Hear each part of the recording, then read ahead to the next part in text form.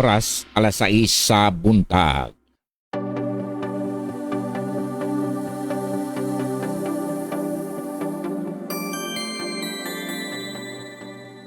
Ito ang Far East Broadcasting Company Philippines. Sa kanyang ika-77 taong pagbabahagi ng mabuting balita sa mundo para kay Kristo hanggang marinig ng lahat. Sumasahimpapawid Sa Mindanao, 1062 DXKI, your friendly voice, Coronadal City. 1116 DXAS, your community radio, Zamboanga City. 1197 DXFE, the Good News Radio, Davao City. 103.3 DXJL, your positive choice, Cagayan de Oro City. 106.9 DXGR, Radyo Gandingan, Cotabato City. Sa Visayas, 1233 DYVS, Sweet Voice of Salvation, Bacolod City. Up 987 DYFR, Life Changing, Cebu City. 97.5 DYFE, Unang Tugon ng Pamayanan, Tacloban City. Sa Luzon, 1143 DZMR, Missions Radio, Santiago City. CARE 104.3 The Way FM, Legazpi City. 106.3 DZRK, Quezon, Palawan. 98.7 DZFE, The Master's Touch, Metro Manila. At 702 DZAS, Agapay ng Sambayanan, Mega Manila. FEBC Philippines, ibinabahagi si Kristo para sa mundo.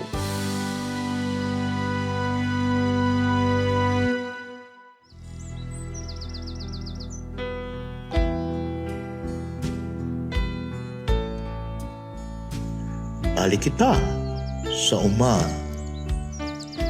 Ang kinabuhing umanhon, matahong kag madinagayaon.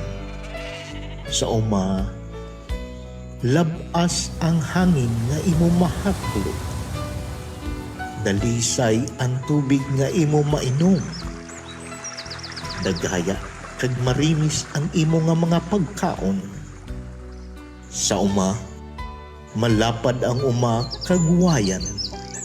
Sa diin ang imo mga kabataan, hilway sa pagdalagan kag paghinampang. Pero labaw sa tanan abyan, sa uma, malapit ikaw sa imo kasilingan. Kag ang Ginoong Diyos, nga imo manunuga, imo kaupod kag mabatsyagan.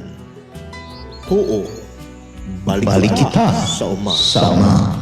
Lalaki ka man o kun babae, hamtong ka man o pamatanon, balik kita sa uma.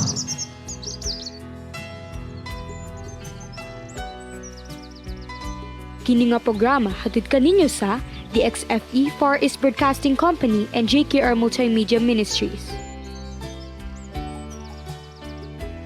Ug karon ang inyong farmcaster.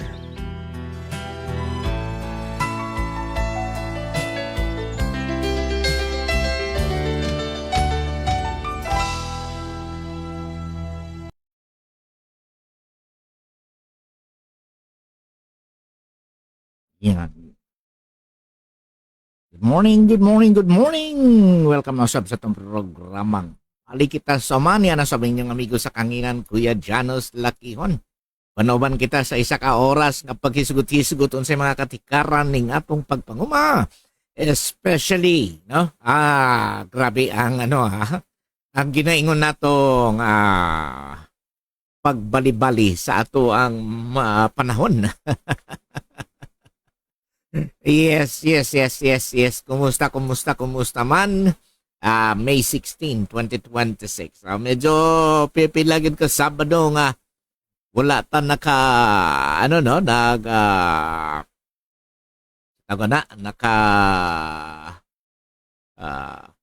unat.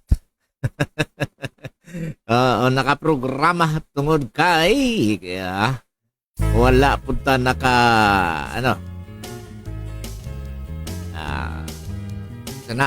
medyo gipapahulay ta sa atong labong makagaga. Ang pangutana,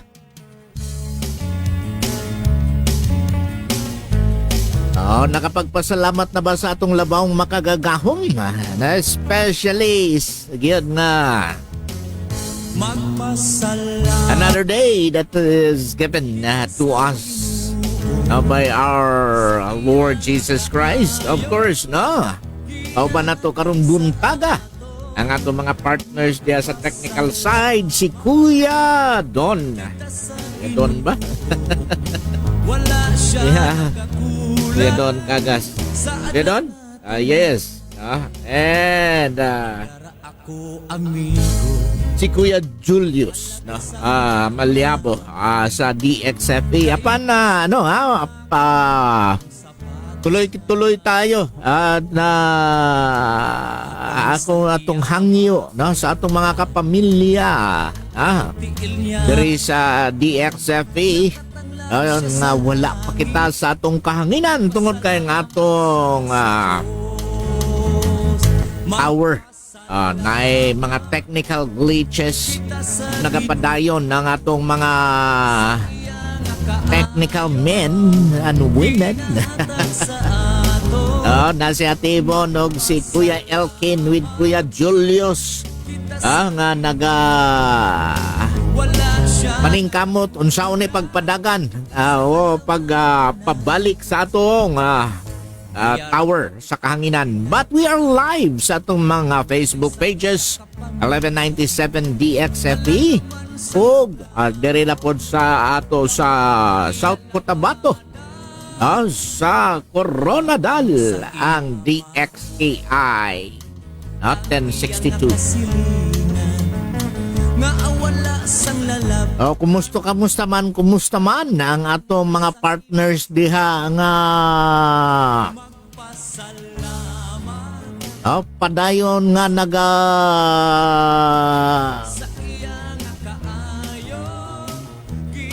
nagatabang o nagapangita sa ato sa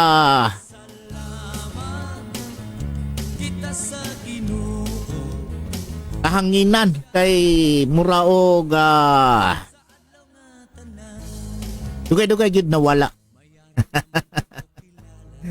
Yes, so of course di man gyud nato na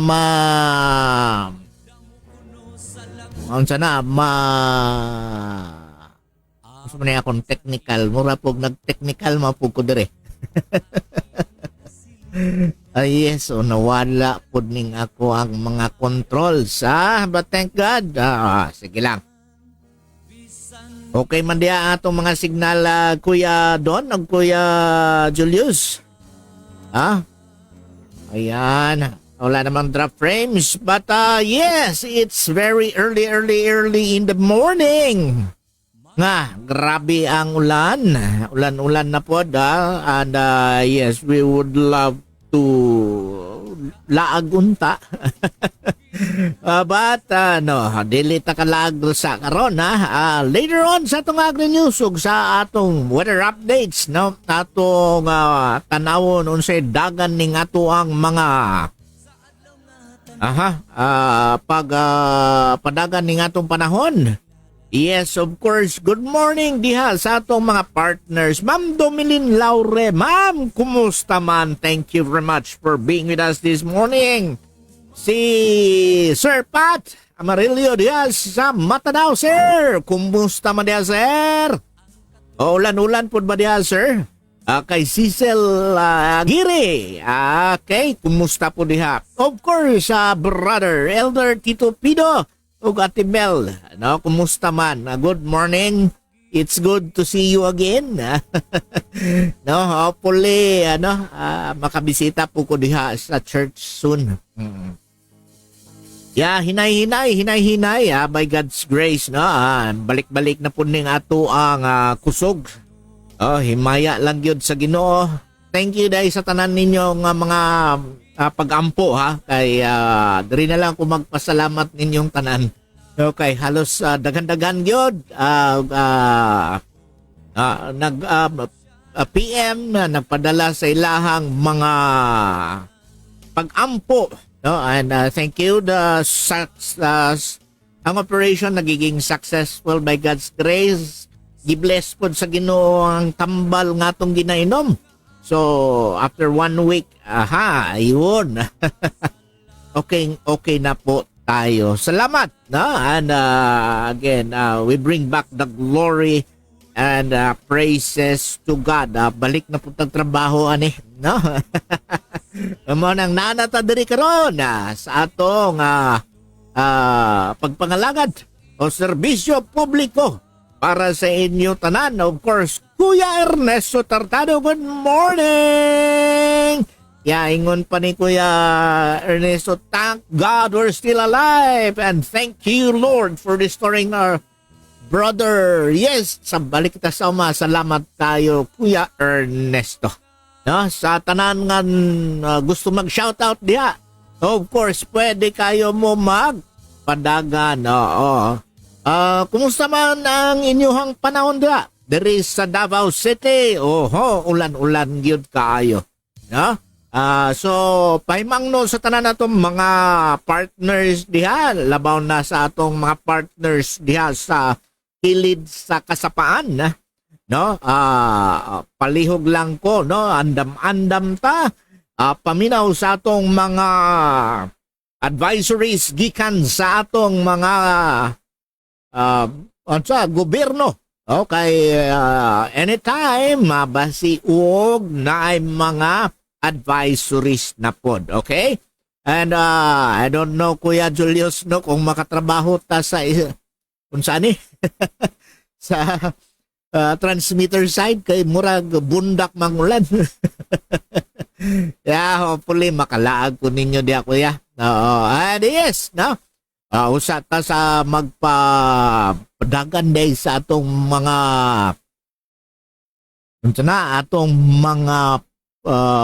agri-news, ang ato ang agri-dipunto ug ang atong agri-tips. There is some mga pahibalo o pahimangno natong tanan, especially no reflections gikan diri sa ato sa balik kita sa uma.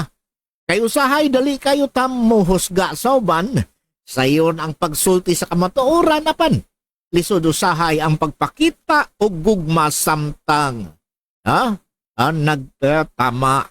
So mo gani nga si Jesus gitawag nga full of grace and truth. Dili lang siya tinuod, kuno usab siya sa kaluoy. Ang kamatuoran nga walay gugma mahimong mapintas. Ug ang gugma nga walay kamatuoran mahimong kompromiso. Ang tinuod nga Kristohanon kinabuhi adunay duha kabutang, grasya ug kamatuoran. Kung adunay atong badlongon na mamadlong mangyud tano, kinahanglan kini buhaton uban sa pagpaubos o kalumo. Dili aron ipaubos ang uban o i-down jud ang uban, kundili aron matabangan sila nga makabalik sa Ginoo. Ang atong tumong dili pagpakaulaw kung dili pagpahiuli. Sama sa gingon sa Biblia, speak the truth in love. Ang atong mga pulong mahimong makadaot o makapaayo. Mauna nga sa matag storya, sa matag komentaryo, ug pagtambak. Nang magtambag ta, hinaot makita ang sa mga tao nga dili lang ang atong opinyon. Pwede gani, di lang yun musulti, pero makita ang kasing-kasing ni Kristo. Mga igsoon, before tamutulid sa uban, gay ko po, igo mapuntaan mangutana usata sa atong kagalingon, makita ba nila si Jesus sa akong pamatasan o sa mga pulong? Ako si Kuya Jans, padayon kita nga mubalik sa Ginoo ug mubalik kita sa uma. Mao na ang atong reflection karong buntaga sa atong pagbalik. Ang atong Agri-News.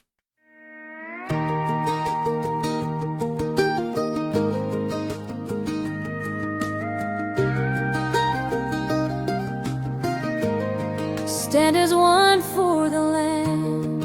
From the hills beneath open skies, we rise in faith, we rise to serve. With steady hands and hopeful eyes, we walk the calling we deserve. Smallholder dreams we lift up high, with courage strong across the land. Through wisdom, heart, and unity, together we will stand. We stand as one for the land, serving with heart and hand, building farms that last through time, by God's design. Sustainable and faithful, strong, this is where we belong. For every field and family, we serve with integrity.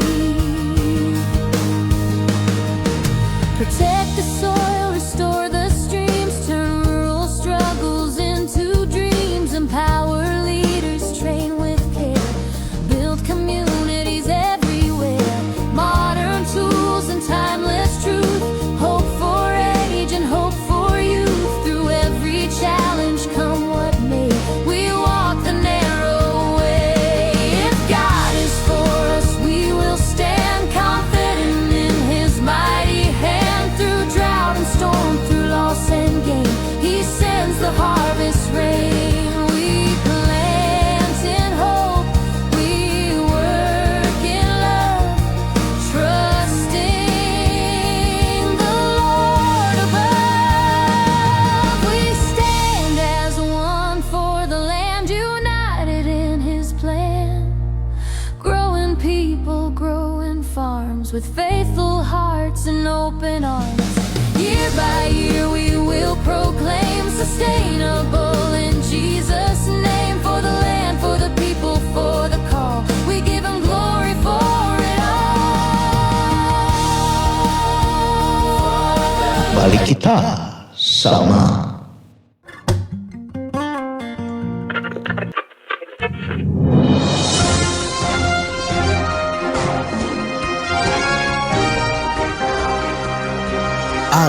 Agri-News.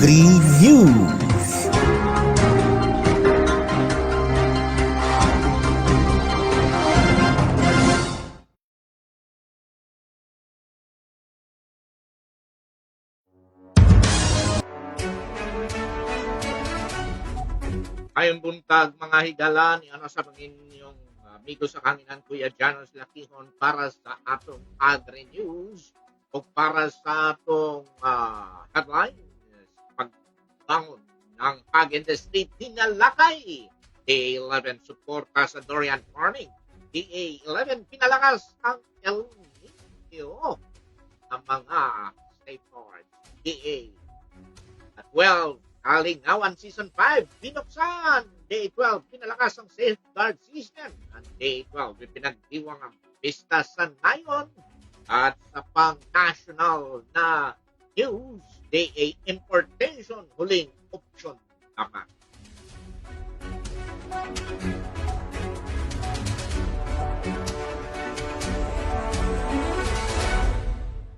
At ngayon ang mga detalye ng ating balitang pang-agrikultura ngayong linggo. Pagbangon ng hog industry, tinalakay sa convention.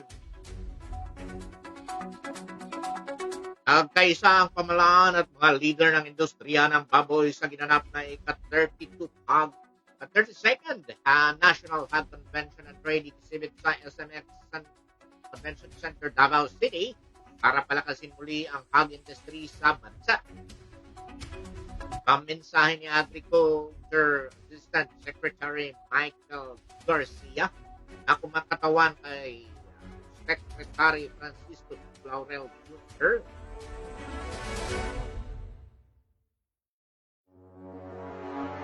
Iniyak nito ang patuloy na suporta ng Department of Agriculture sa mga hog raisers upang mapabilis ang pagbangon ng industriya mula sa hamon dulad ng African Swine Fever.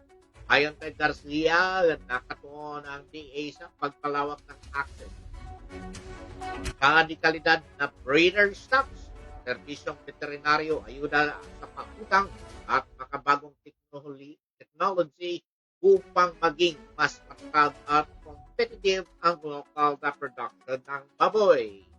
Binigyan din sa convention ang kahalagaan ng pagtutulungan ng gobyerno at pribadong sektor para matiyak ang sapat at ligtas na supply ng karne sa Pilipinas.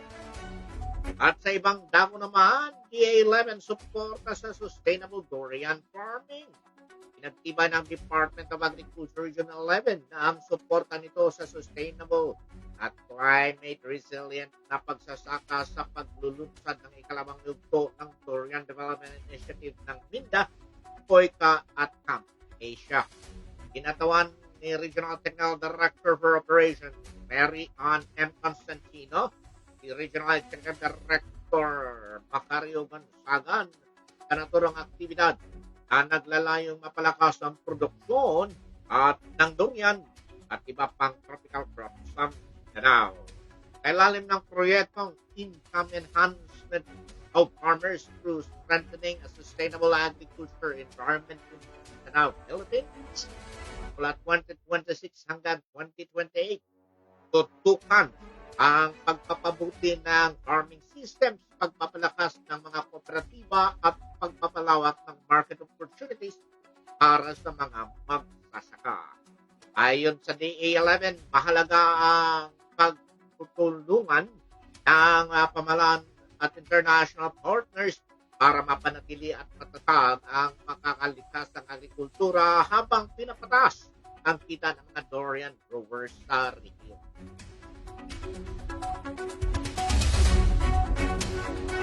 At sa ibang balita naman, pinalakas ng El Nino preparedness ng DA11.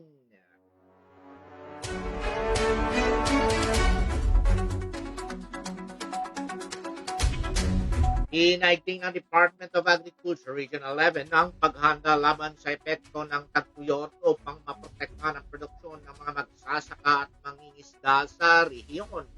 Ayon kay DA11 spokesperson Arlan Lezita, nagsagawa ang ahensya ng lingguhang monitoring sa mga sakahan sa pamamagitan ng Seasonal Climate Outlook Advisories upang gabayan ang mga magsasaka sa kanilang pagtatanim. Kabilang din ang preparasyon at validation ng planting targets, paggawa ng information materials, regional coordination meetings, at buffer stocking ng farm input.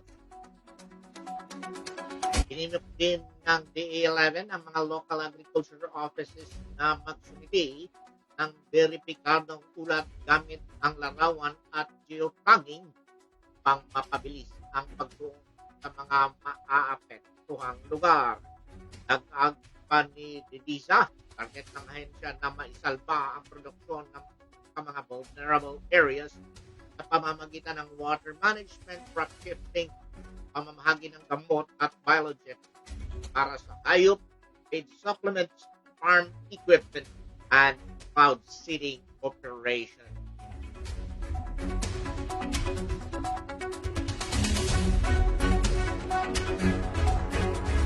Sa ibang bagay naman, ang DA11 nagkahanda sa Vegetable Congress. Naghahanda ang Department of Agriculture Region 11 at ang Vegetable Industry Council of Southern Mindanao VIXMIN para sa nalalapit na National Vegetable Congress. Isinagawa ang isang coordination meeting na dinuhan ng DA11 Regional Technical Director for Operations, Mary Ann Constantino, kasama ang mga kinatawan mula sa High Value Crop Development Program, Regional Agricultural Fisheries Council at Agribusiness and Marketing Assistance Division.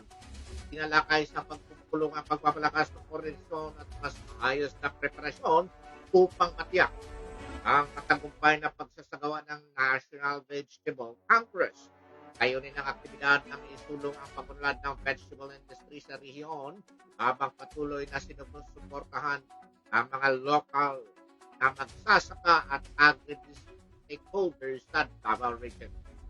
Ayon sa DA11, mahalaga ang pagtutulungan ng iba't ibang sektor upang mapalawak ang produksyon at market opportunities opportunities para sa vegetable growers sa Mindanao.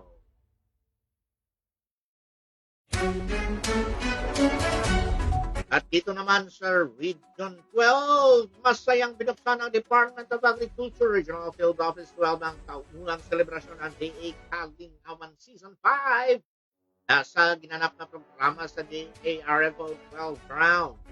Naging tampok sa pagbubukas ang iba't ibang pagtatanghal ng kantahan at sayawan na sinabayan ng mas gabong suporta mula sa mga kawani at panauhin ng ahensya. Kabilang sa pinag-aabangan sa programa, ang unveiling ng official logo team ng Kalingawan, ngayon ang pagpapakilala sa mga kandidato ng search for Mr. and Miss DARFO 12 2026. Nagbigay rin ng aliw ang special na talent showcase na pinunahan ng DA Band na lalong nagpapasidig sa selebrasyon. Ayon sa DA12, layunin ng Kalingawan na palakasin ang samahan, talento at moral ng mga empleyado habang patuloy na isinulong ang mas mahusay na serbisyo para sa sektor ng agrikultura.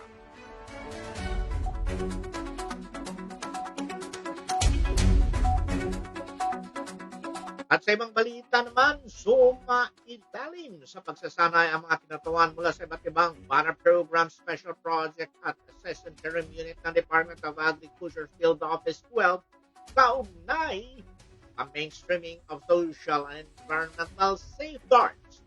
Pinakunahan ng Philippine Rural Development Project ang bilang bahagi ng pagpapatibay at institutionalization ng safeguard system ng DARFO 12.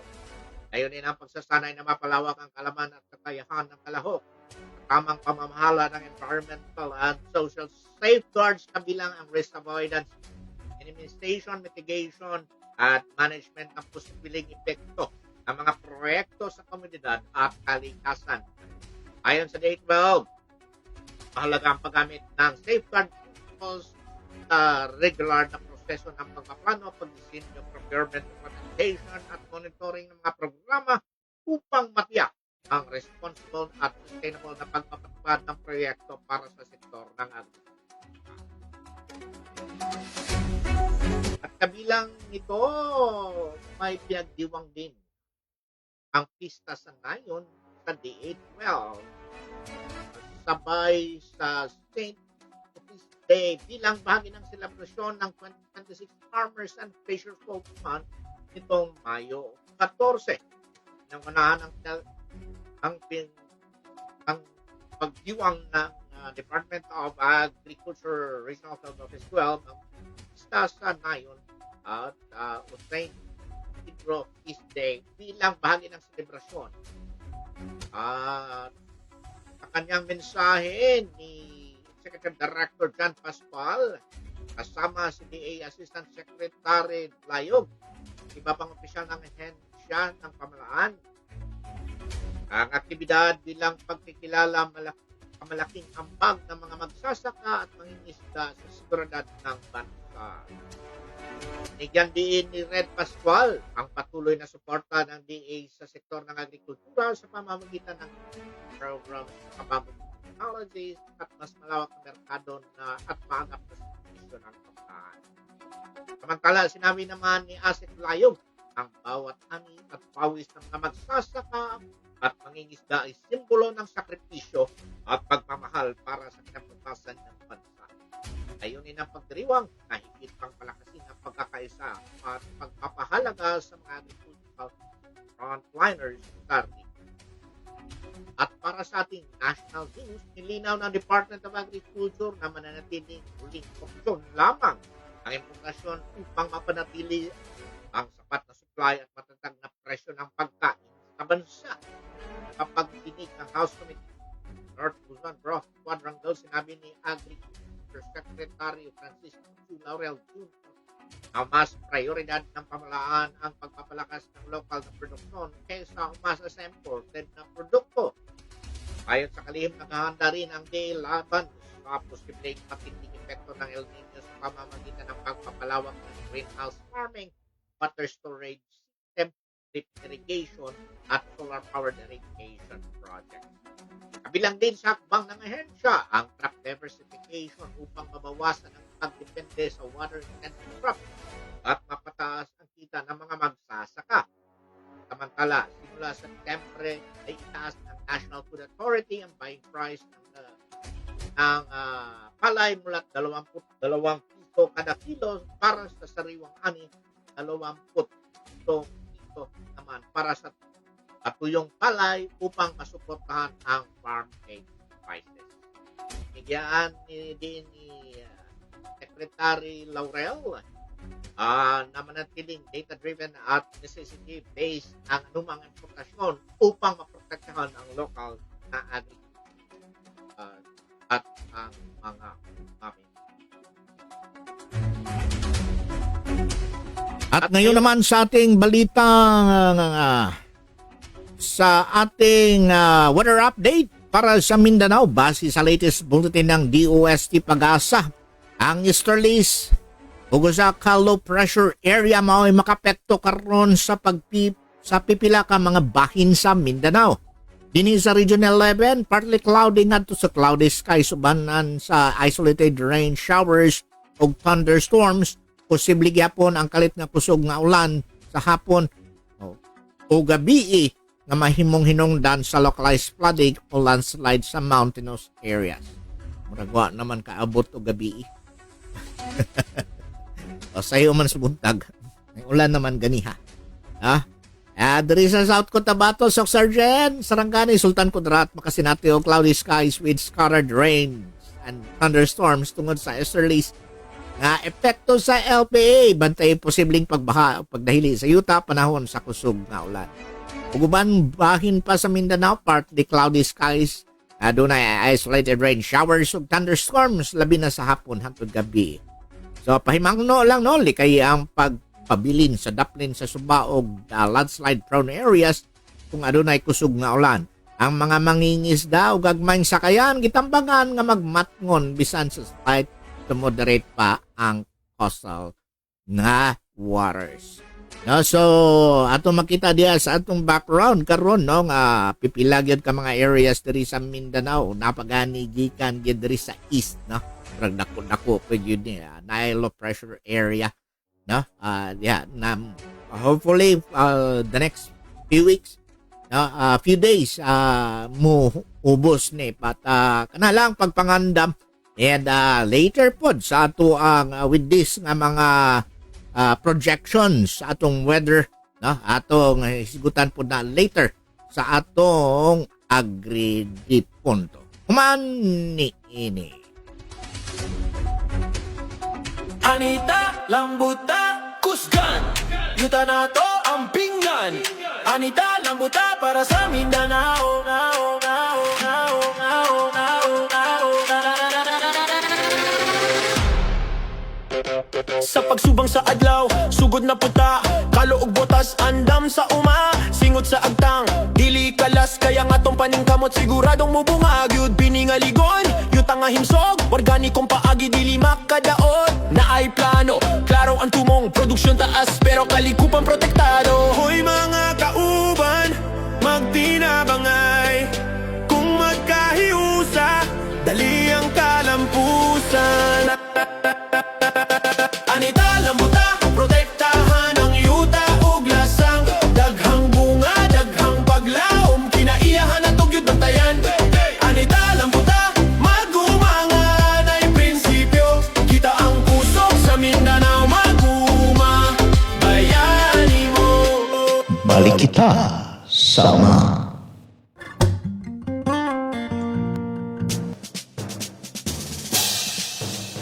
Mabuhay! Ito na si Kuya Janos at ito ang Agri-Punto, ang inyong taniman ng sariwang balita at talakayan sa mundo ng agrikultura ng Pilipinas. Sumama at makinig sa bawat usapin na may kinalaman sa ating mga sakahan at mga magsasaka. Makialam, makibalita. Share your thoughts and ideas sa ating talakayan dito lang sa paborito ninyong istasyon. Agri-Punto, Dahil ang agrikultura ay buhay ng bawat Pilipino, huwag kalimutang makiisa sa usapan. Agridi Punto. The views and opinions expressed by the hosts do not state or reflect those of the company and its management. Furthermore, the views, opinions, and insinuations made by the hosts or guests do not reflect those of the show, the management, and the network. Yan, good morning sa tanan nga mga kasauban na nato nga bag-o pagyud taon nga nakapasok no karong ang buntaga. Sir Celso Bughaw, good morning. Brother Tommy Remolino. Good morning dia sir. Kumusta man dia sir? Oo. Brad, hopefully magkita-kita po. And yes, sa tanan nato mga partners nga nakig-uban nato no diri sa atong mga programa. Ma'am Cherry Paraguay, good morning. Kumusta na po kayo? Yeah, thank you kayo, Ma'am Cherry. Para pagguran. Ma'am, yes, salamat no for the prayers. Diana, nakabalik na gyud. Salamat sa Ginoo. Ma'am Heidi Lansibuga. Ma'am, kumusta po diha, Ma'am? Kuya Ren Labis, Pariente, good morning. Salamat kayo for being with us. Ang atong mga partners na naa dinhi karon. Medyo mainit-init ning atong topiko karong buntag. No, especially nga maingay ang politika at mabigat ang pagkain. Good morning Dede kay Ma'am Miss Michelle Jen Carbaquel Trazona. Salamat kayo for sharing ang ato ang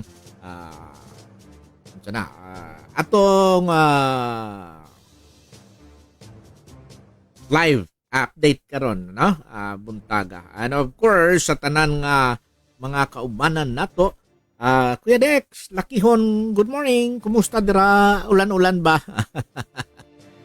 Ma'am Virgie Nibet, and salamat kayo for being with us this morning. And of course, no,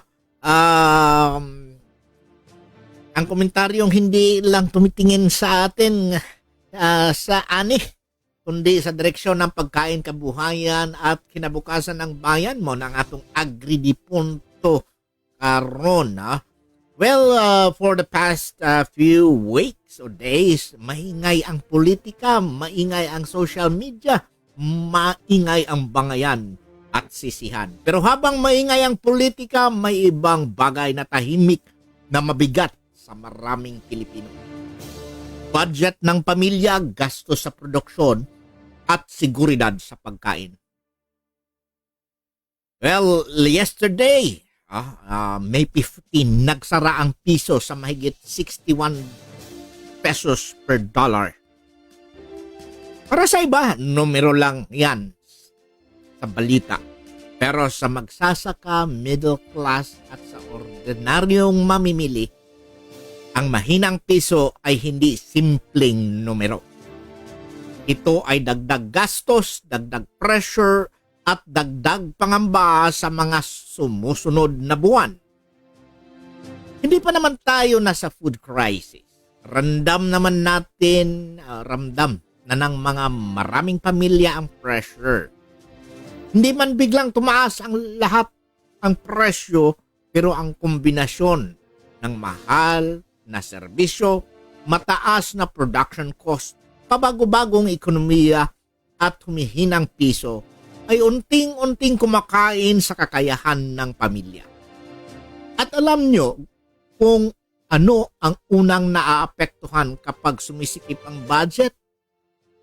Kalidad ng pagkain.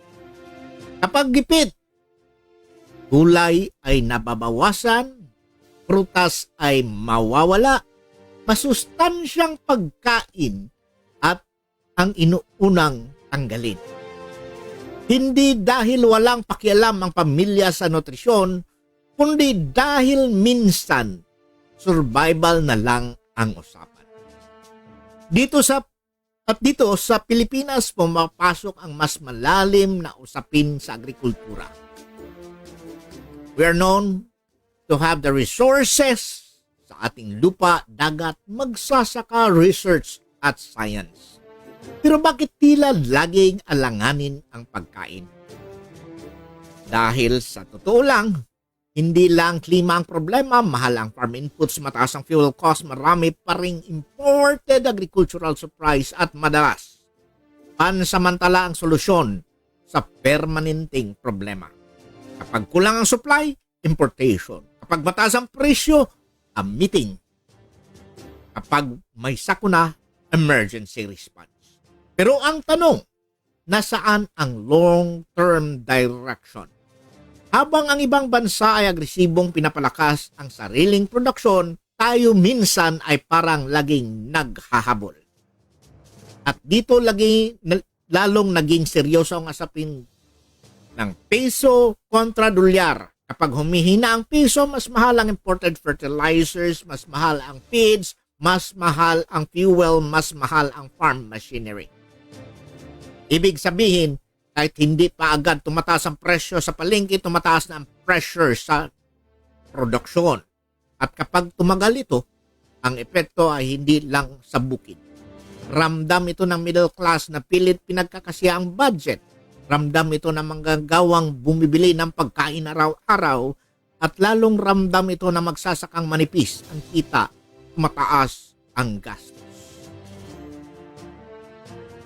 Para sa ating agri-data drop, marami sa agricultural inputs ng Pilipinas ay imported o heavily dependent sa global market.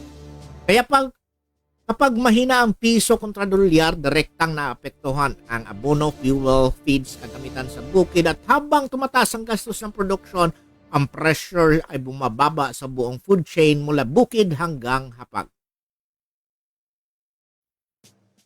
Dito sa ating Biblia, in 3 John 1:2, it says, dalangin kung ikaw ay magiging malusog. Napakasimple ng mensahe. Hindi lang mabuhay, kundi mamuhay na may dignidad, sapat na pagkain at maayos na kalusugan. Kaya siguro panahon na para seryosohin natin ang agrikultura, hindi lang kapag may krisis o mataas na presyo, dahil ang food security ay hindi lang usapin ng supply. Ito ay usapin ng pambansang katatagan, usaping ekonomiya at usaping kinabukasan. Nakakalungkot isipin na habang maingay ang politika, tahimik na bumibigat ang pasanin ng magsasaka, middle class families, ordinaryong consumers. At kapag humina ang local production, mas lalong tayong magiging vulnerable sa import dependence, currency fluctuation, at global instability. Hindi pwedeng laging reaction mode. Hindi pwedeng laging pansamantalang luna. Ito po ang ating agripunto natin ngayon. Kapag masyadong nakaasa sa labas, mas ramdam natin ang bawat paghina ng peso. Kaya kung gusto nating magiging matatag ang pagkain ng bayan, dapat mas matatag ang sariling produksyon ng bansa. Sa huli, mga kauma, ang tunay na lakas ng bansa ay hindi lang makikita sa palitan ng dolyar, makikita ito sa tibay ng bukid, sapat na pagkain at kakayahan ng Pilipino na mamuhay ng may dignidad. Ito po ang Agridipunto, ang komentaryong naniniwalang ang agrikultura ay hindi side story ng ekonomiya. Ito ang pundasyon ng bayan. Suportahan natin ang mga nagsasaka, palakasin ang lokal na produksyon at magtanim ng pag-asa. Sa ating pagbabalik, ang ating Agri-Tips.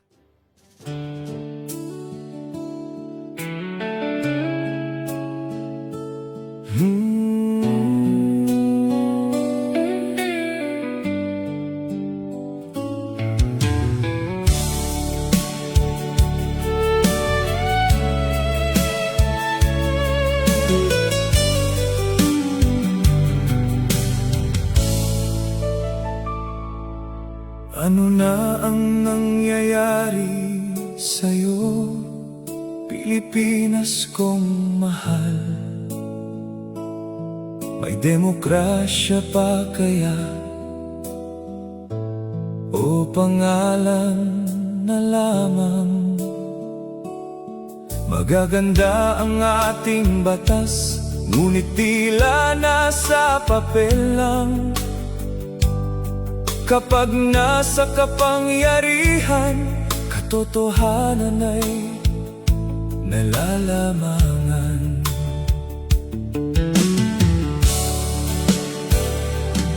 Kayo na nasa politika, nag-aaway para sa pwesto.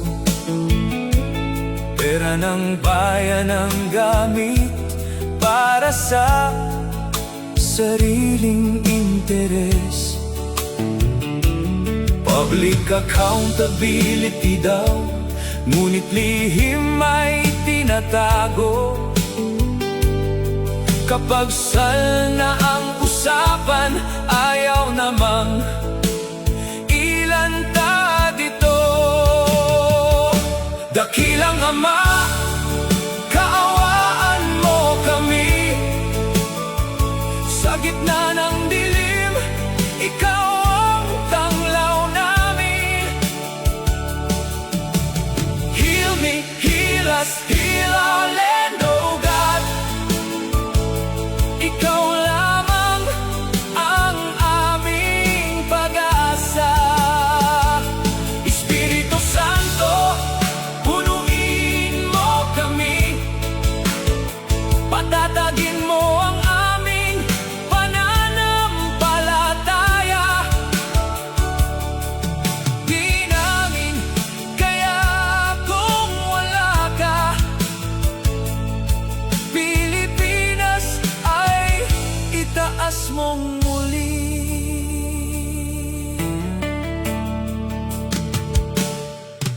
Sa gulong kanilang ginawa, publiko ang nahihirapan. Middle class ay nangangarap, ngunit hirap pa rin makabangon. Buwis naming pinaghirapan, na uuwi sa bulsa ng ilan. Kaunting tulong sa mahirap, may politika pang kasabay.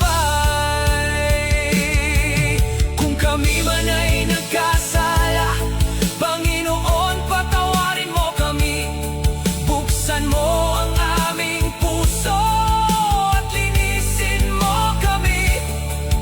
Salamat sa iyong anak na si Jesucristo.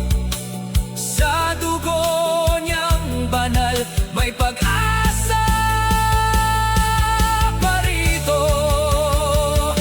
Dakilang Ama, kaawaan mo kami. Heal our hearts and heal our land. Espiritu Santo, samahan mo kami sa katotohanan at pagmamahal. Heal me, heal us, heal our land, oh God. Pilipinas ay iyo pa rin, sa gitna ng unos at dilim, may pag-asa pa rin.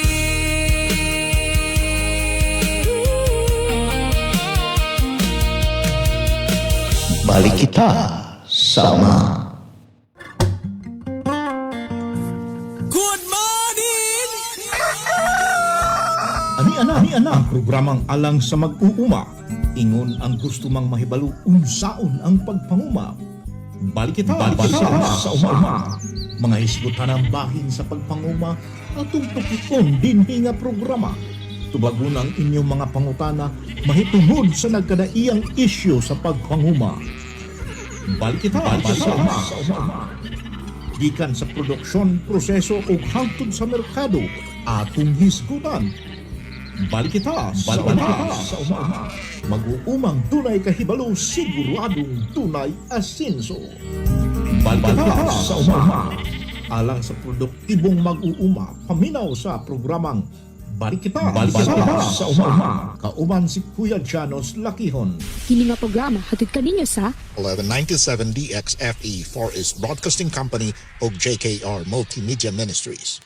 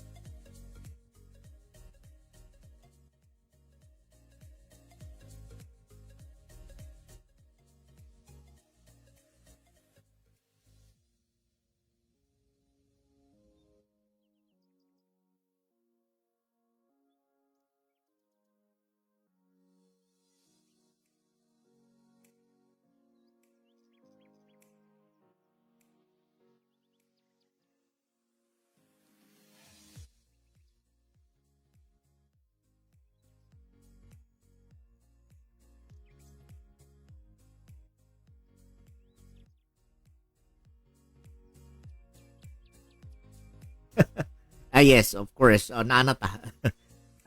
Yan. Nawala manggod kaniha. So ato mga tip ha, ayaw pasagdi hubad ang yuta. Tip number 2, patubig buntag ulit sa hapon.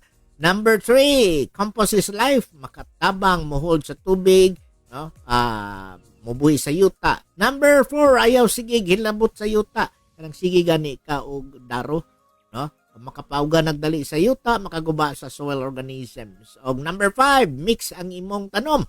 No, ayaw puro usara ka crop. Unya, wala na ipoy sagbot na bilin sa ubos, no? Kinahanlanon na. No, ayaw diverse farm mas resilient og peste. No, tip number 6, tiguma ang tubig sa ulan. No, ganiha kusog ang ulan ha. Then gani previously natong nahisgutan pod nga naay mga easterlies. No, so kung pwede makaipon na diha sa atong drum, tangke o balde basta na reserve sa tubig. Of course, diha sa atong poultry and livestock tips, no, siguraduha nga bugnaw ang tubig sa manok o hayop. Sa init nga panahon dali ra ma-dehydrate ang atong mga manok ug baboy. Siguraduha permi nga limpyo, bugnaw ug available ang tubig. Ayaw pud og overcrowded, no? Importante gyud na kay o hatagi o sila og enough space, no? Ang inyong mga alaga kay maguot na gani na, magilog na pud sa tubig, no? Number 9, butangi og shade o natural cooling, no? Kung pwede magtanom og kahoy, gamiti og netotrapal, no? Diha sa mga kahoy na to, especially diha sa atong mga sidelines, no? Mao na yung tawag natong agroforestry style. Bugnaw sa hayop, bugnaw pud sa yuta. Then, of course, likay ang stress sa pagpakaon. Mas maayo kayo sa buntag o late sa hapon pod. Paayaw kayo kanang ting-init na tubig na during noon time, no? Then, gamitan ang integrated farming system. Pananglitan ang manure sa hayop, mahimong compost, ang crop residues, mahimong pagkaon, walay sayang bay. Circular system ni. And of course, Importante yung kayo, paminaw sa weather advisories. Tanawa permi sa Pag-asa, sa DA advisories, no? O diha sa atong LGU update. Ay, ang andam nga farmer, dili-dali mataranta. So, quick recap lang, no? Sa atong mga taga-uma, mulching, sakto nga patubig, compost, list and tillage, crop diversity, water harvesting, full drinking water para sa itong mga animals, enough ventilation food para sa itong mga animals, gamit og shade trees, sakto nga feeding time, integrated farming ug weather monitoring. Mga simple nga tips pero dako kayo epekto kung consistent buhaton. Tumaw na ang ato ang tumong sa regenerative agriculture, healthy nga yuta, tipid nga tubig, ug less stress sa tanom ug hayop ug mas ligon. Ay buhi ngayuta, sakto ang sistema, mas dali makalahutay bisan init ang panahon. Okay? So kana ang atong agri-tips karon nga buntag. Daghang salamat, no? Wa naman tay igong panahon. Katong mga partners, no? Daghang salamat kayo sa inyong pakig-uban kanato sa susunod sa Sabado. Istoryahan nato unsay paglikay sa sakit sa manok o hayop panahon sa ting-init. No, kita-kita ta sunod Sabado.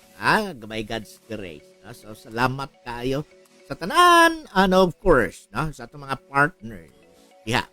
No, sa atong technical side, na si Kuya Don Cagas, ug na si Kuya Julius Palyabo.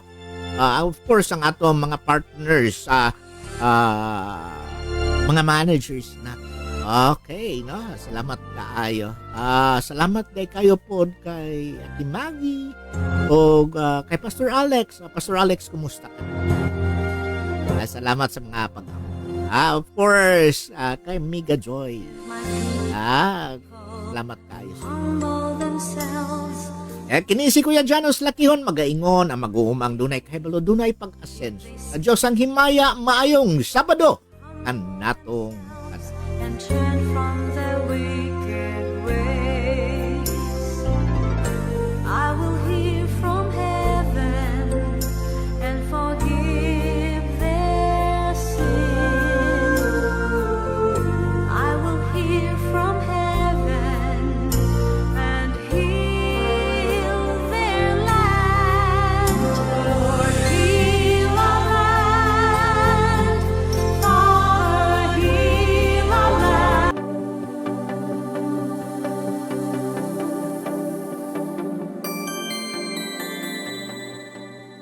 Ito ang Far East Broadcasting Company Philippines. Sa kanyang ika-77 taong pagbabahagi ng mabuting balita sa mundo para kay Kristo hanggang marinig ng lahat. Sumasahimpapawid Sa Mindanao, 1062 DXKI, your friendly voice, Coronadal City. 1116 DXAS, your community radio, Zamboanga City. 1197 DXFE, the Good News Radio, Davao City. 103.3 DXJL, your positive choice, Cagayan de Oro City. 106.9 DXGR, Radyo Gandingan, Cotabato City. Sa Visayas, 1233 DYVS, Sweet Voice of Salvation, Bacolod City. Up 987 DYFR, Life Changing, Cebu City. 97.5 DYFE, Unang Tugon ng Pamayanan, Tacloban City. Sa Luzon, 1143 DZMR, Missions Radio, Santiago City. Care 104.3 The Way FM, Legazpi City. 106.3 DZRK, Quezon, Palawan. 98.7 DZFE, The Master's Touch, Metro Manila. At 702 DZAS, Agapay ng Sambayanan, Mega Manila. FEBC Philippines, ibinabahagi si Kristo para sa mundo.